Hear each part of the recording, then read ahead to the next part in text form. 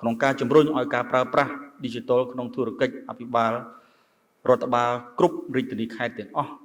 ក្នុងគោលដៅជំរុញឲ្យក្លាយជារាជអភិបាលខេត្តអង្គភាពនានា digital មានន័យថា e-government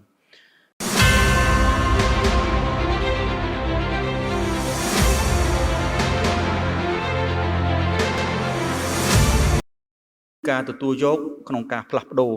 adopt និង transformation ក្នុងការជំរុញឲ្យការប្រើប្រាស់ digital ក្នុងធុរកិច្ចអភិបាលរដ្ឋបាលគ្រប់រាជធានីខេត្តទាំងអស់ក្នុងគោលដៅជំរុញឲ្យក្លាយជារាជអភិបាលខេត្តអង្គភាពនានា digital មានន័យថា e-government e-government យើងនិយាយជាទិដ្ឋភាពរួមប៉ុន្តែមកដល់ម៉ោងនេះគឺថា e ក្រសួង e បណ្ដាអគ្គនានាហើយចុងក្រោយគឺ e ប្រជាពលរដ្ឋតែម្ដងបាទអានេះជាគោលដៅរួមអញ្ចឹងហើយយើងមានទិសដៅប៉ុន្តែខ្ញុំសូមឲ្យយើងកង់នៃទិសដៅរបស់យើងដើម្បីយើងអាចពិនិត្យទៅតាមជំហានជាជំហានដើម្បីតម្រង់ទិសពោះឥឡូវមុននេះបានទៅចែកជាមួយលោកប្រធាន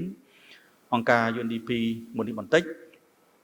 បើឲ្យយើងសម័យថា5ឆ្នាំមុនការផ្ទេរផ្ទាត់ឬមួយបង់ទូទាត់លុយតាមរយៈ QR code បែបនិយាយប្រាប់ខ្ញុំក៏ខ្ញុំអត់ជឿដែរ